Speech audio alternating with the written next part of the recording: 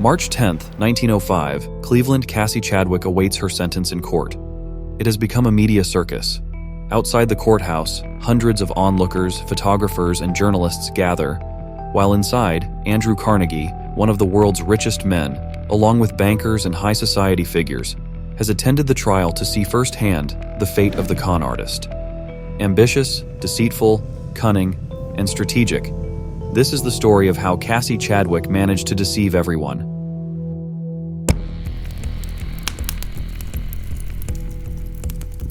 Cassie Chadwick, born Elizabeth Bigley on October 10, 1857, in Appin, Western Canada, was the third of 8 children in a very humble family. In 1860, the Bigley family moved to a farm near Eastwood. At the age of 16, Cassie left her family home and was subsequently detained by the police for trying to defraud a wealthy farmer with a fake promissory note for $250. In 1878, Cassie was arrested for trying to obtain a loan with a stolen pocket watch. Her father negotiated a deal with the victim to resolve the incident. The following year, in Toronto, Cassie posed as Elizabeth Cunard, a member of a wealthy shipping family, using a forged letter of introduction and a counterfeit check. She managed to acquire goods worth $10,000 on credit, but her scheme eventually failed, and she fled Toronto. In March 1879, Cassie Betsy was arrested in Woodstock, Ontario, for trying to negotiate with fake promissory notes, adding to her notes a business card presenting herself as Miss Bigley, heiress to $15,000. On March 22, 1879, she was brought to trial for these crimes. Her lawyers argued a defense based on Cassie's alleged insanity, supported by her erratic behavior in court. The jury declared her not guilty, and after the trial, her family decided to send her to live with her sister Alice York and her husband, a machinist in Cleveland, in search of a more stable life.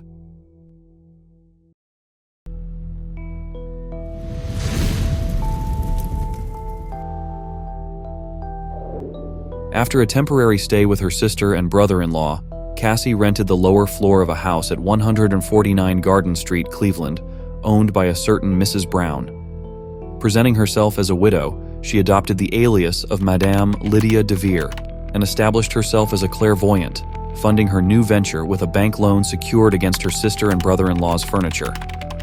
In 1882, under the identity of Lydia de Vere, she married Dr. Wallace S. Springsteen in Cleveland.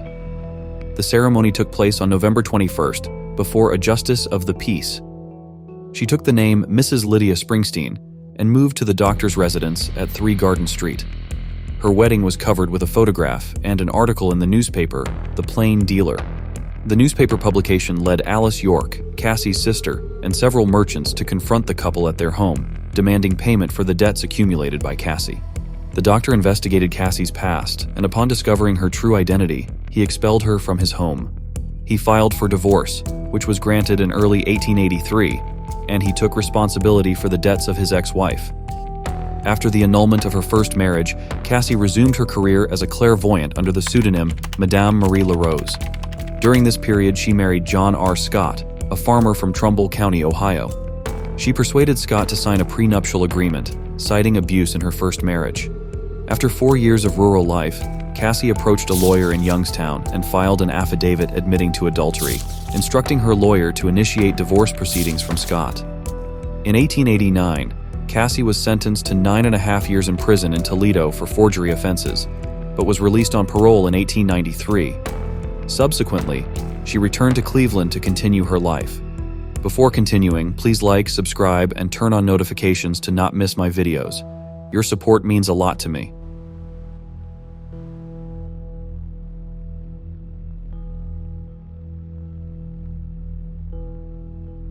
After returning to Cleveland in 1893, Cassie took on the identity of Mrs. Cassie Hoover and established a brothel on the west side of the city. It was here that she met her future husband, a wealthy widowed doctor named Leroy Chadwick. Cassie presented herself to Dr. Chadwick as a kind and compassionate widow who ran a respectable boarding house for women. When confronted by Leroy Chadwick, who pointed out that the place was in fact a brothel, Mrs. Hoover feigned fainting. Upon regaining consciousness, she insisted she would never run such an establishment and implored the doctor to help her leave immediately to avoid being associated with such a business. In 1897, Cassie and Leroy Chadwick got married. During her marriage to the esteemed Dr. Chadwick, it is unclear whether he was aware that she had a son, Emil Hoover, or knew that Emil was being cared for by one of the women from the brothel. Cassie Chadwick's lavish spending habits even surpassed those of her wealthiest neighbors on Euclid Avenue in Cleveland, then known as Millionaires Row. Far from being accepted into the exclusive circle of prominent families like the Rockefellers, the Hannahs, the Hays, and the Mathers, Chadwick was seen as an intriguing figure who unsuccessfully tried to gain the favor of some of the country's richest families. Her presence at social events was tolerated only out of courtesy to her husband.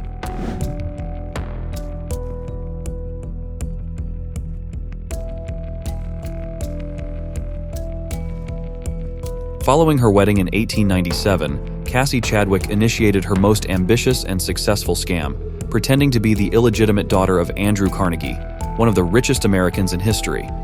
Her ingenious plan began during a trip to New York, where she asked a lawyer known to her husband Dillon to accompany her to Carnegie's residence. In reality, Chadwick met with Carnegie's housekeeper, feigning a credential check. Upon returning from the visit, Chadwick accidentally dropped a paper that Dillon picked up, discovering it was a promissory note for $2 million signed by Carnegie. When Dillon pledged to keep the matter secret, Chadwick confessed to being Carnegie's illegitimate daughter, claiming that the tycoon, overwhelmed by guilt, had compensated her generously. Chadwick also claimed to possess promissory notes worth $7 million at her Cleveland home, and that she would inherit $400 million after Carnegie's death. Dillon prepared a safe deposit box to keep the document. The news leaked into the financial circles of northern Ohio, and banks began to offer her their services, thus making her plan a success. Over the next 8 years, Chadwick used her false identity to obtain loans totaling nearly $2 million, equivalent to over $60 million today. She relied on the assumption that no one would confront Carnegie about an illegitimate daughter to avoid embarrassing him. Additionally, the loans carried usurious interest rates, which discouraged bankers from investigating. Chadwick forged securities in Carnegie's name to obtain even more loans. Bankers assumed that any debt would be covered by Carnegie and they would be reimbursed after his death. As a result of her fraud, Chadwick led an opulent lifestyle, purchasing diamond necklaces, clothes to fill 30 wardrobes, and a gold organ, earning her the nickname Queen of Ohio. She proclaimed herself a benefactor of the poor and the suffrage movement.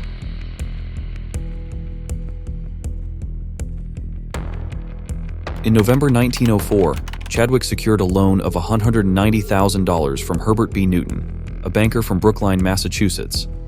Newton became alarmed upon discovering other loans she had received and demanded repayment of his loan. Unable to pay, Chadwick faced a lawsuit, accumulating debts over $1 million. It was revealed that several securities she had deposited in banks were worthless. Carnegie, when consulted, denied knowing her and stated he had not signed a promissory note in over 30 years. Chadwick fled to New York but was arrested at the Hotel Breslin and returned to Cleveland. At the time of her arrest, she carried over $100,000. Leroy Chadwick and his adult daughter left Cleveland for a tour of Europe when the scandal broke. The doctor filed for divorce before his departure. The case shook Cleveland's banking community. The Citizens National Bank of Oberlin, which had lent her $800,000, faced a run on the bank as people rushed to withdraw their money, leading to its bankruptcy. Andrew Carnegie was present at Cassie Chadwick's trial, motivated by curiosity to see the woman who had duped the nation's bankers into believing she was his heiress.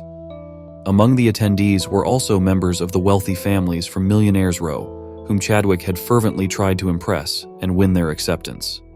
The trial turned into a media spectacle.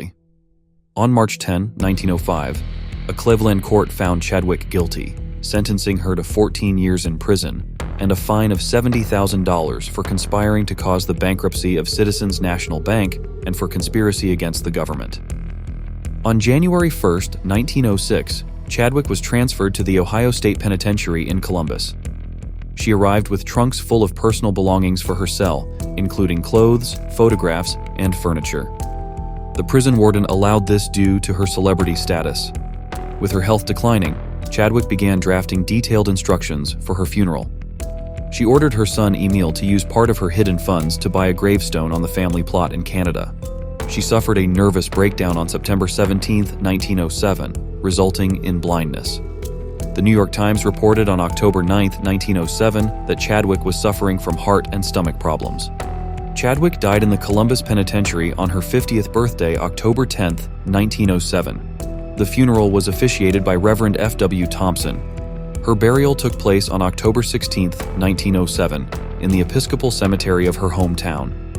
Cassie Chadwick bankrupted a bank, but John Law outdid her by ruining an entire country. Here is his story, which I recommend you watch. Remember to suggest topics for future videos, and if you want to support me even more, please like, subscribe, and especially share this video. Thank you and see you next time.